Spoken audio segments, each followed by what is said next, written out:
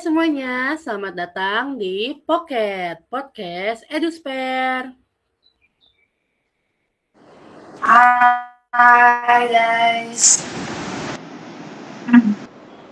Hari ini saya, Vika, sebagai moderator dan 3 rekan saya yang lainnya, yaitu Nadia sebagai host pertama.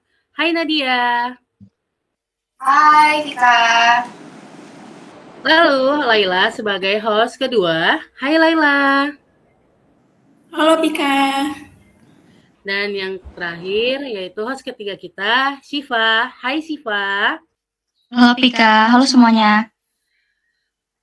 Oke, jadi sebelum itu kita kenalan sedikit dulu yuk sama Pocket.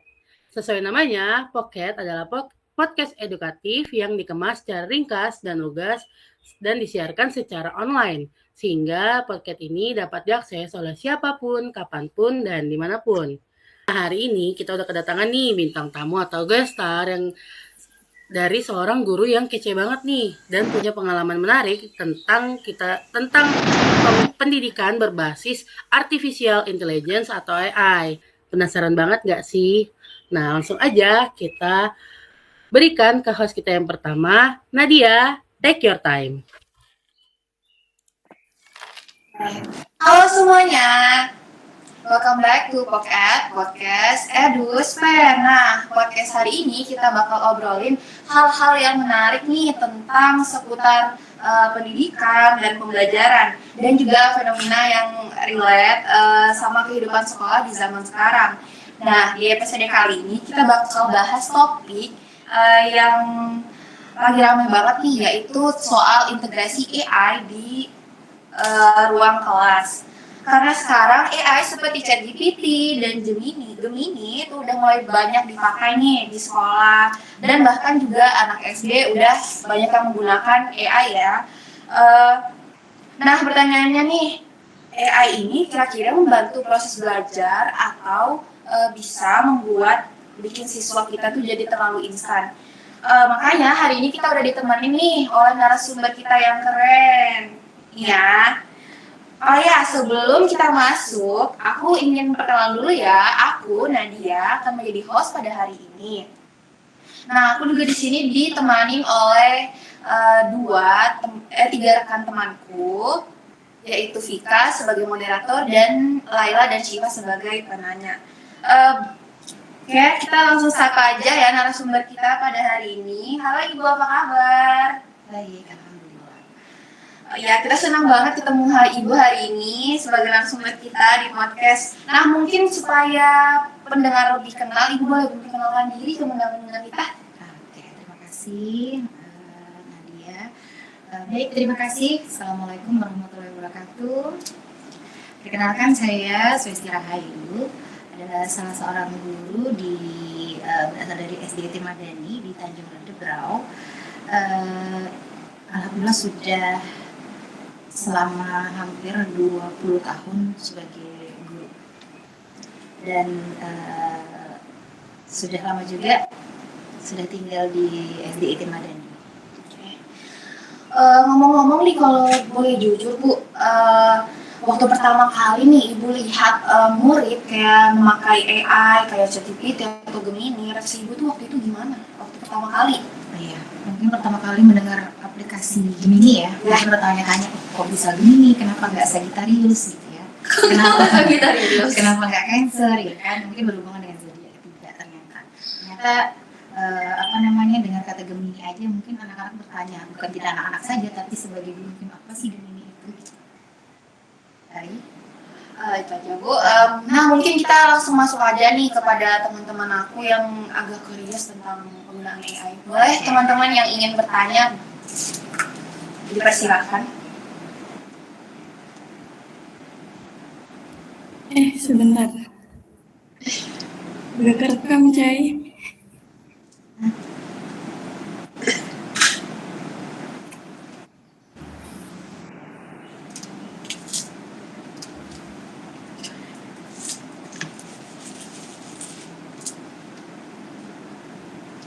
Baik,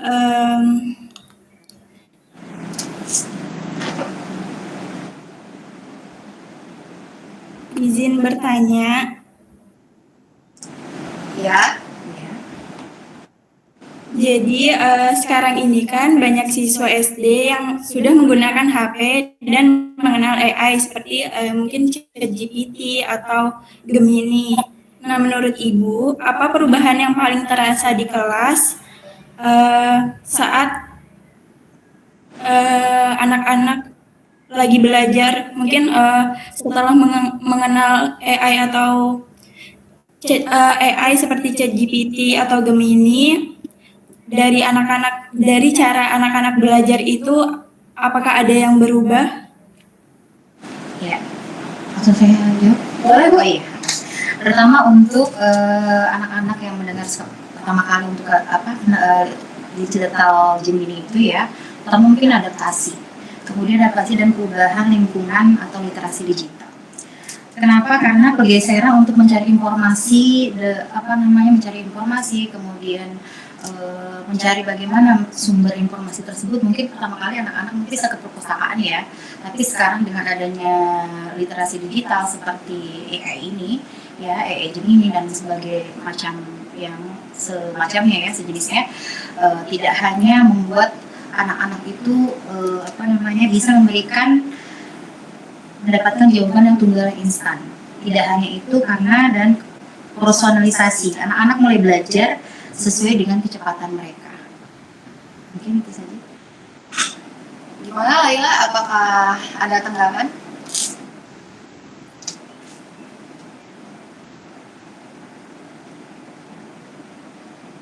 Masuk nggak?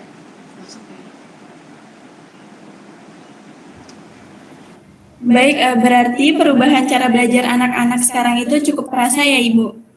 Iya. Karena mungkin awalnya anak-anak itu mungkin mencari informasinya atau menyaring informasinya mungkin dari segala sumber yang ada di sekitarnya. Ketika ada aplikasi atau digital yang membuat mereka mencari pengetahuan atau mencari informasi itu dengan cara instan dan cepat. Disinilah diperlukan guru, orang tua sebagai pendamping yang baik untuk penggunaan dan pemanfaatan Gemini ini itu dengan baik tanpa harus penggunaan AI ini hanya sebagai yang paling poinnya, utamanya, tanpa harus dengan bimbingan guru dan sebagian orang tuanya juga seperti itu. Jadi kayak nggak mau mikir prosesnya gitu. Iya. Jadi langsung secara instan saja. Jadi informasinya langsung berpikir gini tanpa AI langsung gitu, seperti itu. Jadi tanpa ada proses bertanya dulu kemungkinan, bertanya dengan sekitarnya, bertanya dengan gurunya, langsung secara refleks saja atau langsung informasi, gunakan AI saja. Jadi tidak tidak ada proses seperti itu. Apakah kalau misalnya ada pertanyaan lain mungkin?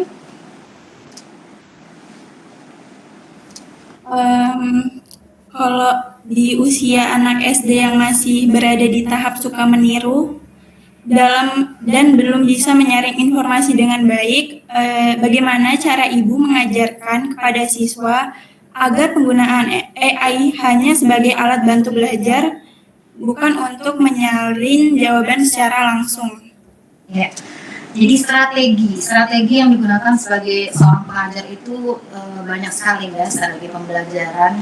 Jadi itu pentingnya kita sebagai pengajar, itu sebagai pendamping, di mana kita mempunyai motivasi ataupun tidak, anak-anak itu tidak sekedar mengcopy paste apa-apa yang disaring oleh AI.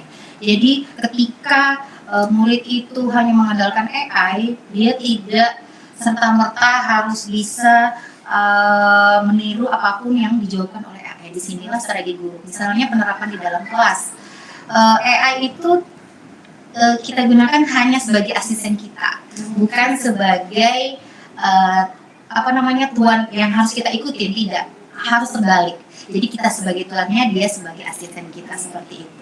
Jadi sebagai guru di situ lagi tugasnya tidak hanya mendampingi, tetapi memfasilitasi siswa kita yang ada di kelas dengan pertanyaan atau mungkin berbasis masalah yang mungkin ada AI tidak bisa menjawabnya, seperti itu. Jadi misalnya pertanyaannya dirubah. Kalau hanya sebutkan bendera atau negara-negara yang ada di dunia, mungkin cepat, mungkin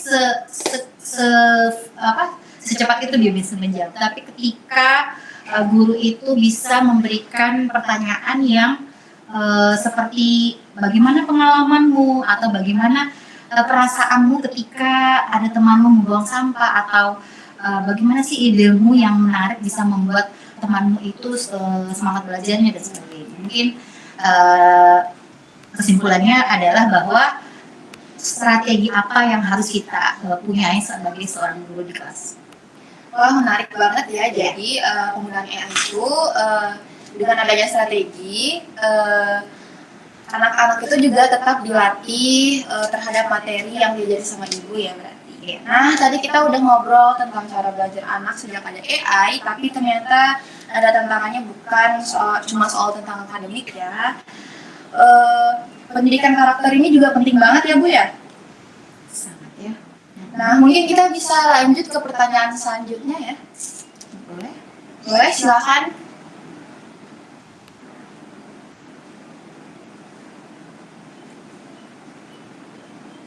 Baik, terima kasih atas kesempatannya untuk bertanya. Saya dari Siva, ingin bertanya nih Bu.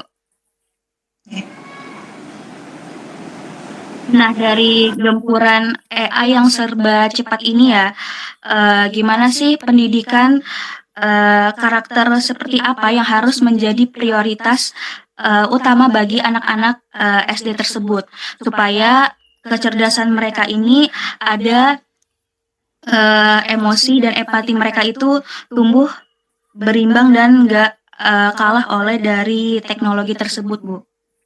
Nah ya, baik. Untuk karakter dan berpikir kritis untuk seorang siswa, ada dua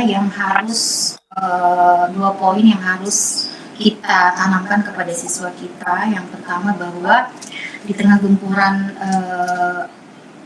digitalisasi ya, AI, teknologi, yang pertama adalah integritas ya, integritas dan empati untuk penggunaan digital tersebut.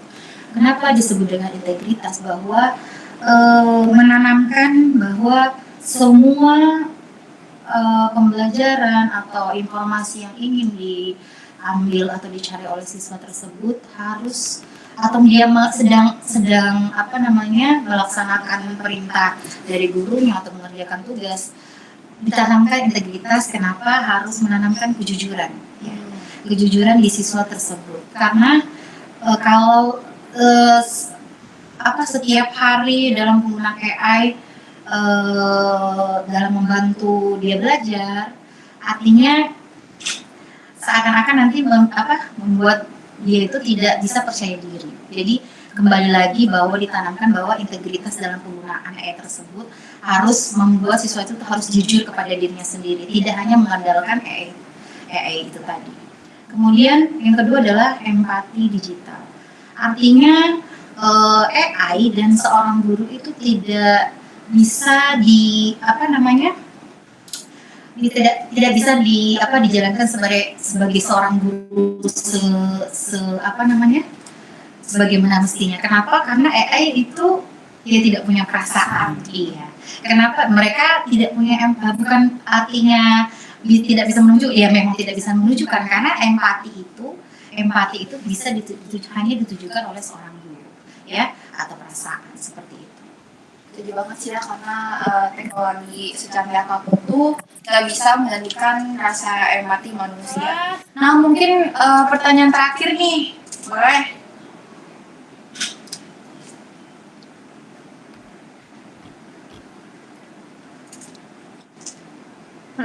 Jadi pertanyaan yang terakhir ini, dari yang kita bahas ini kan tentang strategi agar anak itu menggunakan AI ini dengan benar ya. Nah, jadi menurut Ibu strategi yang paling tepat agar anak-anak ini bisa menggunakan AI dengan benar, Bu? Ya, Apa strateginya? ya. Mungkin strategi atau atau untuk mencegah ketergantungan AI itu adalah mungkin yang sudah pernah saya jelaskan tadi, bahwa satu, agar anak tidak sekedar mengcopy paste ya, kemudian guru hanya mengubah format pembelajarannya saja, itu kemungkinan itu. Yang pertama adalah mungkin penerapan di kelas atau yang disebut dengan in class task, itulah memberikan tugas esai atau sejenisnya untuk menceritakan pengalaman ya, pengalaman yang terjadi pada diri siswa tersebut. Kemudian pemecahan masalah yang dilakukan kepada siswa itu juga sebagai strategi untuk tidak ketergantungan AI. Yang kedua adalah pertanyaan berbasis soal yang tidak bisa dijawab oleh AI secara generik. Contohnya mungkin di situ ceritakan bagaimana perasaanmu, bagaimana idemu dan sebagainya, seperti itu. Berarti AI ini sebenarnya boleh dipakai ya Bu, tapi porsinya harus seimbang sama proses pembelajarannya ya? Iya benar. Itu satu yang penting adalah AI itu sebagai asisten kita sebagai tuannya. Kita yang memberi perintah, kita yang memberi prompting, ya, kemudian kita yang memberi info apa yang kita inginkan, bukan sebaliknya. Bukan sebaliknya AI yang menjadi tuan kita, tapi AI adalah asisten kita yang cerdas luar biasa. Ya. Oh, nggak terasa ya obrolan kita hari ini seru banget, dan juga kita dapat ilmu dari Ibu Ayu dan dapat juga insightful tentunya ya. Terima kasih Bu Ayu. Dan juga kita tahu bahwa sebenarnya AI itu bukan musuh di dalam dunia pendidikan, asal kita gunain AI tersebut dengan tepat ya. Nah, harus juga digunakan dengan bijak dan tetap dalam arahan guru maupun orang tua. Terima kasih banyak untuk Ibu Ayu yang sebagai narasumber sudah sharing dan ngobrol bareng kita hari ini. Oke, terima kasih juga buat teman-teman yang udah mendengarkan podcast EDUSPER. Aku kembalikan ke moderator, boleh Vika? Oke, terima kasih banyak Nadia sebagai host pertama. Wah, keren banget ya. Ternyata narasumber kita ini pengalaman tentang penggunaan artificial intelligence atau AI-nya di ruang kelas tuh banyak banget ya. Dan hari ini kita udah dapat banyak banget nih pelajaran dan fakta-fakta menarik nih tentang penggunaan AI tadi. Kesimpulan yang sudah diberikan tadi sekaligus menutup podcast kita hari ini. Saya Vika sebagai moderator mewakili seluruh teman-teman yang sudah bekerja hari ini mengucapkan terima kasih banyak kepada Ibu Ayu juga sebagai guest star kita atau bintang tamu. Kalau begitu sampai jumpa di podcast EDUSPER selanjutnya. Sampai jumpa teman-teman. Sampai jumpa. See you and bye everyone.